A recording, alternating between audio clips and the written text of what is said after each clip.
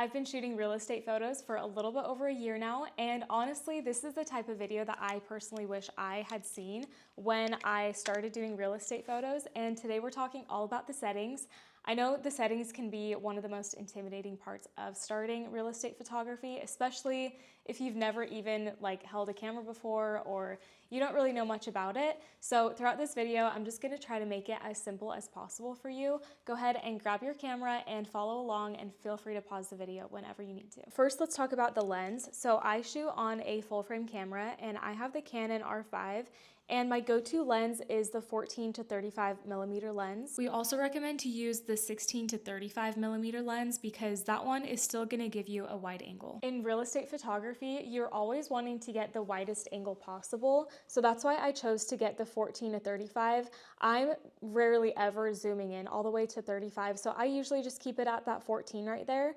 And that is just making sure that you're getting the wide angles, you're getting the three walls, and that is considered like a good real estate shot. And of course, you can definitely zoom in to get like some cool detail shots, but if you're getting the wide angles, definitely make sure you keep it at the widest angle. I always shoot in autofocus, and some photographers love manual, but for me, especially in the beginning, I just felt like it was a lot less stressful, and it lets me focus on like the composition and the lighting instead of the sharpness. Now we're jumping into one of the most important things that you need to know in real estate photography when you're getting your settings, and it's called bracketing. I had never heard of bracketing when I first started doing this, so I'll just explain it to you in the easiest way possible. When you're taking bracketed photos, you're pretty much taking 3 different photos all at different exposures. So one of them is going to be super dark, one of them is going to be normal, and one of them is going to be super bright. So when you take those 3 photos, it's pretty much your editors or yourself, you can like merge them into one photo, and that's just gonna make sure that everything is clean and crisp and sharp, and the lighting is just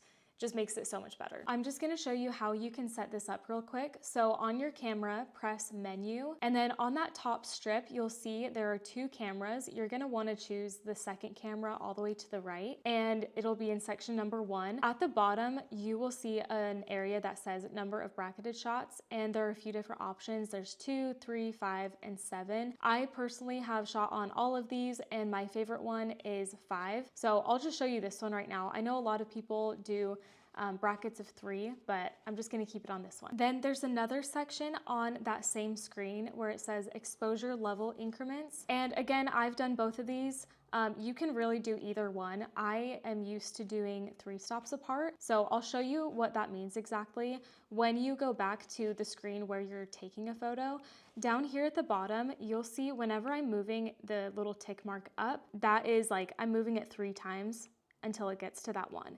If I were to change it to 2 stops apart, you'll see that I only have to do it 2 times to get to the number 1. The reason why we do this is because if the exposures are too close together, like half a stop or 1 stop, the photos end up looking almost identical, so you don't really get enough range between the dark photos and the bright photos for the editors to work with. The next thing we're talking about is the aperture, and I know it's kind of confusing because on your screen it will say f and then a number. I always keep my aperture at 9. The reason that I use 9 is because when you're doing real estate photos, you don't want any sort of like blurred background effect to it. If you wanted to do a detail shot, you can move that number like all the way down, so that would give it more of like that blurred detail shot effect. But in real estate photos, nothing should be blurred out, so 9 is just like the sweet spot. That's the perfect number for real estate photos. Keeping my aperture at 9 keeps everything just very crisp and clean, which is exactly what buyers and agents want to see when they're looking at the listing. If I'm shooting detail shots or even headshots for an agent or something, that's when I can bring my aperture down a little bit, but for the most part, just keep it at 9. Next is the ISO, and this pretty much controls the camera's sensitivity to the light that's coming into the lens, and I always keep my ISO at 250. I never have to change it. It's always just set on that, so that makes it really easy for me. Lower numbers make the image darker but cleaner, and the higher numbers make it brighter, but you can add more noise, which is just that grainy look that makes the photos look a lot less sharp. 250 is like the perfect middle ground for it. It's enough light to where it's not going to be grainy or staticky. Now moving on to a raw photo versus a JPEG photo. If you look on your camera and you press the Q button, you'll see where it says something like C raw. That's what I personally personally shoot in, RAW files capture all of the data from your camera sensor. This gives your editor the flexibility to adjust the color and the brightness without fully losing any of the photo quality. This next setting kind of sounds a little bit small or silly, but something that you want to do is to actually just set a timer on your camera, like a 2 or 3 second timer, because when you're taking the real estate photos, sometimes if you're like putting it on a tripod and you immediately take the photo, your hand can maybe shake the camera a little bit and your photo is gonna come out blurry. It's also really nice when you're shooting in a bathroom and there's like a mirror right in front of there.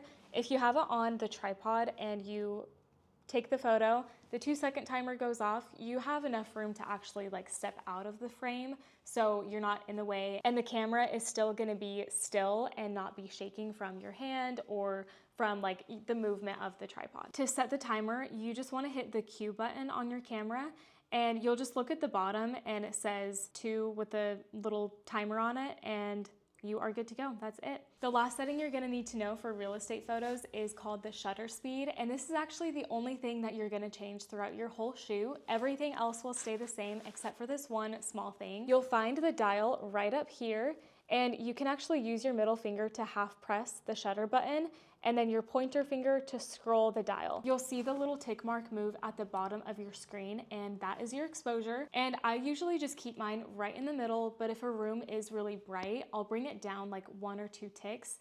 And if it's darker, I'll slightly just raise it up. That's literally the only thing that you ever have to change throughout your whole real estate shoot. Quick recap of everything that we just went over. Use a wide angle lens, shoot in autofocus, bracket your photos 2 or 3 stops apart, keep your aperture at f-stop 9, ISO at 250, shoot in RAW, set a 2 second timer, and adjust the shutter speed as needed. Those are my exact camera settings that I use at every single shoot. Like I said, I only change the shutter speed as I go room to room, if it's darker or lighter. If this helped you out, let me know in the comments, and if there's anything that you would change about your settings that you like in your personal real estate photos, I would love to know, and I'm sure everyone else would like to know as well. If you're interested in learning more about real estate photography or even coaching when it comes to real estate photography, REPP actually has a coaching program, and this is where you can get access to a personal one-on-one coach, a weekly checklist, and access to 10+ weekly calls per week with students and coaches.